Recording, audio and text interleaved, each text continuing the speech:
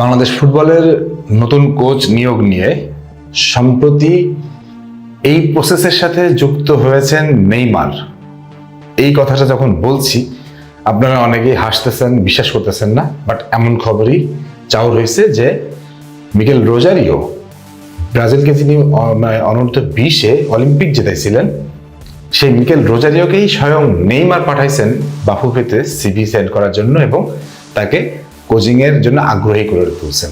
এবং এটা হয়েছে আমাদের ফুটবলের একনিষ্ঠ ভক্ত রবিন মিয়ার মাধ্যমে, এমনটাই খবর। তো এই ক্ষেত্রে শুধু খবরটাই না, নেইমার মিকেল রোজারিওকে এটাও ওনাকে বলে দিচ্ছেন যে যদি বাংলাদেশ আপনাকে সিলেক্ট করে তাহলে অবশ্যই বেতনের ব্যাপারেও যেন সেটা একটু নমনীয় বা সহনীয় হয়, যেন আপনি সেটা করতে পারেন। ভাই, মিকেল রোজারিও যিনি অনূর্ধ্ব 20-এর অলিম্পিক জেতাল ব্রাজিলকে, নেইমারের গুরু যিনি, তিনি যদি বাংলাদেশে আসতে চান, বেতন কমানোর দরকার নেই ভাই, বেতন কমানোর দরকার নেই।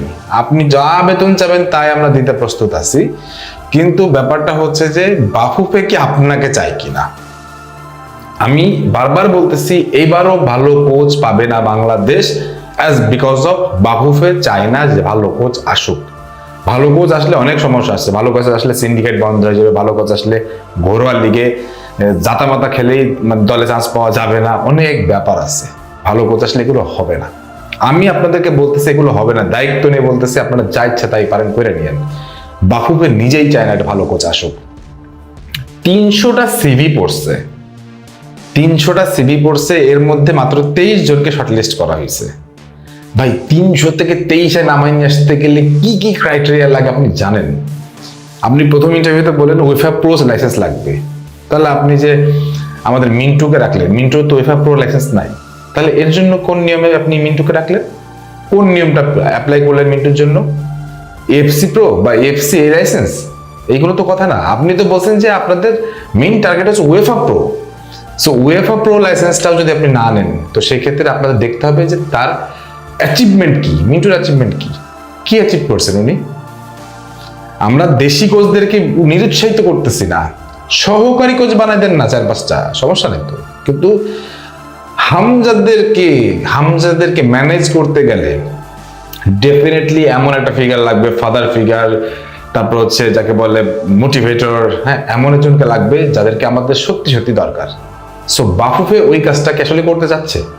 প্রথমে ওয়েফা প্রো লাইসেন্সের এই যে যেই ইয়েটা ছিল, ওইটা নিয়ে তারা ঘেঁচা বেচা বাঁধে ফেলছে। দ্বিতীয়ত হচ্ছে যে তাদের বেতন কাঠামো, এইটা নিয়ে নিশ্চয় তারা এখন, আমরা যতটুকু জানি যে একটা সিভিতে এক্সপেক্টেড স্যালারি বা এক্সপেক্টেড রেঞ্জ, এগুলো নিয়ে হয়তো আলাপ থাকে, সাধারণত একটা সিভি মানে তো এগুলো থাকবে। তো আপনি যখনই তাহলে ক্রাইটেরিয়া করছেন, তার মানে আপনার যেগুলো আপনার রেঞ্জের বাইরে সেগুলোকে আপনি ছুড়ে ফেলে দিচ্ছেন, সেগুলোর আপনি কথা বলেন নাই।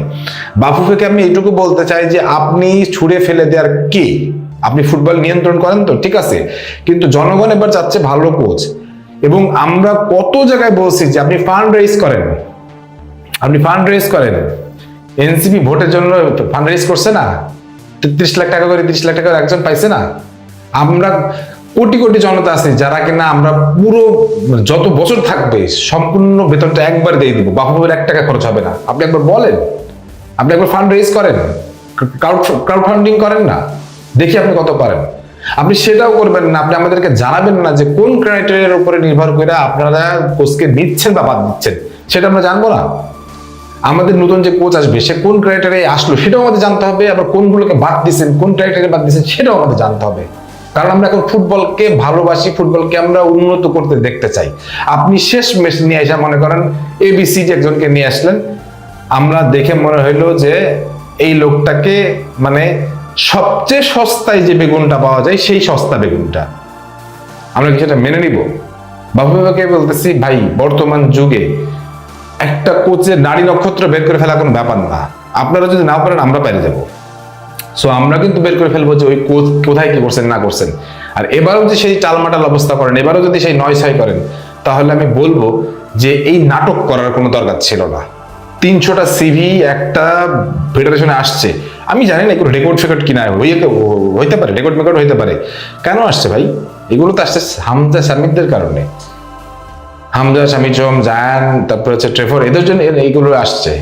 সো এদের জন্য যদি ভালো কোচের সিভি বাংলাদেশে আসে, সেই সব সিভি সেই সব কোচ তাদেরকে যখন ম্যানেজ করবে তখন তারা তো জেনে বুঝেই আসতেছে যে আমরা কাদেরকে ম্যানেজ করতে হবে, কাদেরকে আমার ধরে খেলতে হবে।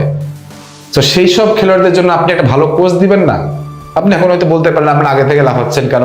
হ্যাঁ লাফাচ্ছি, আমি 300 জনের শর্ট লিস্টের মধ্যে থেকে 27 জনের শর্ট লিস্টে কিভাবে আপনি কোন ক্রাইটেরিয়াগুলো মেনটেন করলেন, আপনি আমাদের চেকলিস্ট গুলো বলবেন না যে এই ক্রাইটেরিয়াগুলো মেনটেন করার জন্য আমরা ওনাকে রাখছি। আর বেতনের যে ব্যাপারটা আছে, বেতনের কথাটা আমি বারবার বলতেছি, বেতন কোনো ইস্যু না। আপনি কত টাকা দিতে পারবেন?